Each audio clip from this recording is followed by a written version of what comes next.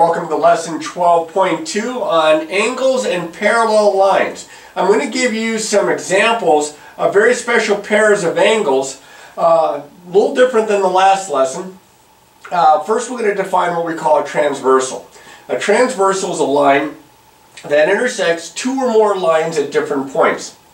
For all of our examples, we're going to have our transversal intersecting two lines at different points.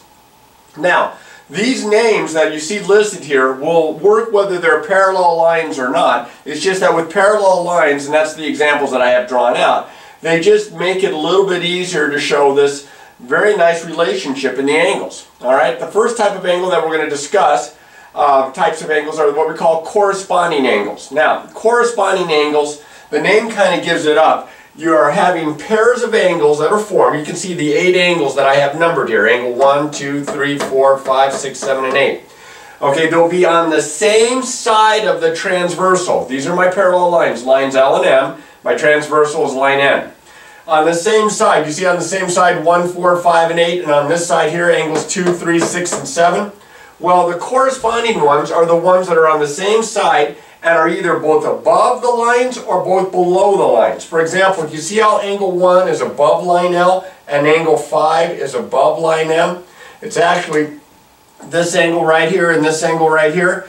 Those are corresponding angles. They're on the same side of the transversal and they're either, like I say, both above the parallel lines here. So one pair, and I have 4, but one pair of corresponding angles would be angle 1 and angle 5. Another pair would be the angles on the same side of the transversals 1 and 5, and I'm looking at angles 4 and 8. Now, before I go any further, look at these two angles. Just by the naked eye, don't they look like they're the same size? And they are the same size. That's the really cool part. If these two lines are parallel, then corresponding angles are going to be congruent to one another. So I know that angle 1 and angle 5 are congruent, as well as angle 4 and angle 8. Angle 4 down here, angle 8 down here. Those are also corresponding angles, and they're congruent to one another. They're not congruent to 1 and 5, they're congruent to each other. So the measure of angle 1 is equal to the measure of angle 5, the measure of angle 4 is equal to the measure of angle 8. On the left side of the transversal, we have two more pairs of corresponding angles. We have the two that are above and the two that are below. I'm looking at angles 2 and 6. The measure of angle 2, and then, well, let's just say the angle 2 and angle 6. These are corresponding angles, and they are congruent to each other. And as it turns out, because we know vertical angles, here we've got all sorts of congruent angles. Because we know 2 and 4 are congruent, we know 4 and 8, therefore 6 and 8, we've got all sorts of pairs of congruent angles. But as far as corresponding, 2 and 6, as well as angle 3 and angle 7. Those are my 4 pairs of corresponding angles. Now you gotta kind of keep track of this stuff, because when you're in geometry and you're trying to show two lines are parallel, or you're trying to show maybe two angles are congruent to one another, corresponding angles comes into play quite a bit there. Alright, now that's corresponding. They're on the same side of the transversal, either both above or both below the parallel lines. Now we come over to here, alternate interior angles. And again, I've drawn these so that L and M, those two lines are parallel, and line N is my transversal. And you can see the 8 angles that I have marked here. Alternate interior, the name kind of gives it up. Interior means it's in between the parallel lines. It's not going to include angles 1, 2, 7, or 8. It's just going to include these 4 angles in here. Alternate, you know what that means. That means, like, in this case, one on one side of the transversal, the other on the alternate side of the transversal. So I'm looking at like angle 3 and angle 5 as alternate interior angles. Angle 3 and angle 5 are alternate interior angles. And as you can tell by the, hopefully you can tell by the picture, they look like they're the same size. They are congruent. Because the lines are parallel, alternate interior angles are congruent. They have the same measure. Another pair of alternate interior angles would be 4 and 6. Angle 4 and angle 6. And they're also congruent to one another. Now this is important. Remember the name. Different sides of the transversal alternate, and in between the parallel lines, interior, alternate interior angles. Over here I have alternate exterior angles, and you can probably figure this one out based on what we just talked about here. They're going to be on alternate sides of the transversal, but they're going to be in the exterior, not inside, in between the parallel lines, outside, out of the parallel lines. I'm looking at angles 1, 2, 7, and 8 as my exterior angles.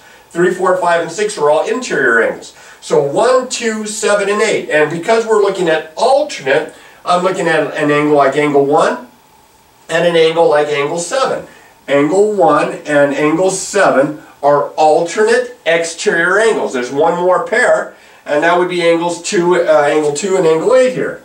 And just like you might guess, if you look at these two angles, they look like they're the same size. They are the same size. As long as these are parallel lines, lines L and M are parallel, and it's my transversal, as long as they're parallel, then alternate exterior angles are congruent. They have the same measure. Angle 1 will have the same measure as angle 7. Angle 2 will have the same measures as angle 8. So we have lots of pairs of angles that have the same measure, that are congruent to each other. Then we have one more set of special pairs of angles, but they're not going to be congruent to one another, and the name kind of gives it away. You know what alternate interior meant? Well, this is same side interior. So again, interior, in between the parallel lines here at L and M, and my transversal is N. And again, I'm using parallel lines. For all four examples here, I don't have to have parallel lines to have these pairs of angles, but I must have parallel lines for these angles to be congruent, the alternate interior angles to be congruent, the corresponding angles to be congruent, the alternate exterior angles to be congruent. However, in here, same side means on the same side of the transversal interiors, I'm looking at angle 3 and angle 6. This angle here and this angle here. Now if you look at those, they don't look like they're the same size. They're not. They're not going to be the same size, just unless, of course, your transversal is perpendicular to lines L and M. But they are supplementary. These two angles add up to 180 degrees, as well as angles 4 and 5. Those are also same side. They're just on the right side. They're same side interior, and they're supplementary. Alright, in this first example it says, in the diagram, transversal T intersects the parallel lines A and B. So A and B are parallel, we already know that. They're parallel lines. The measure of angle 1, is 125 degrees. So where's 1? That's this angle right here, 125 degrees. You're to find the measure of the other numbered angles. Well, we have all sorts of pairs of special angles that we can use to help us to do this. For example, would you agree that angle 1 and angle 3 are vertical angles, so the measure of angle 3 is equal to 125 degrees since vertical angles are congruent? And would you agree angles 3 and 5, notice how they're on alternate sides of transversal T in between the two parallel lines, they're alternate interiors, so they're congruent, so if the measure of angle 3 is 125, the measure of angle 5 is equal to 125. Everybody trying to get into the act here. Alright, then, would you agree angle 5 and angle 7 are vertical angles, so the measure of angle 7 is also 125 degrees. So I have 4 angles out of those 8 that are 125 degrees. Now, let's look at angle 1 and angle 2. They're same side interiors. They're a linear pair. They're a linear pair. They add up to 180. They're supplementary angles. So that means the measure of angle 2 would be 180 minus 125, which is 55 degrees. So the measure of angle 2 right here is 55 degrees. The measure of angle 2 is 55 degrees. And if angle 2 is, so is angle 4 because they're vertical. The measure of angle 4 is 55 degrees. The measure of angle 6, since 4 and 6 are alternate interiors, they're congruent and therefore 55 degrees. And then 6 and 8 are vertical angles. The measure of angle 8 is also 55 degrees. So if you have parallel lines in a transversal and you know one of the 8 angles that are formed, you pretty much know all 8 angles. Now, that's when it was given that they're parallel lines. Alternate interior, alternate exterior, corresponding angles, those are all congruent angles. Now let's kind of reverse this. Here we have 2 lines cut by a transversal. Now even though I kind of drew the lines that they look like they're parallel, it's not given. It says find the value of x that makes the lines M and N parallel? Well, the only way that these lines are going to be parallel is if either corresponding alternate interior or alternate exterior angles are congruent. We have a pair of corresponding angles, this angle right here, this angle right here. If these have the same measure, these are parallel. So what I'm going to do is I'm going to set the top angle measure, 5x plus 18, equal to the bottom measure, 63 here. Because they're corresponding angles, if these are congruent, the lines are parallel. So what must x be? Well, I have a nice little algebraic equation here. I'll subtract 18 from both sides. I get 5x equals, looks like 45. Divide both sides by 5. X must be 9.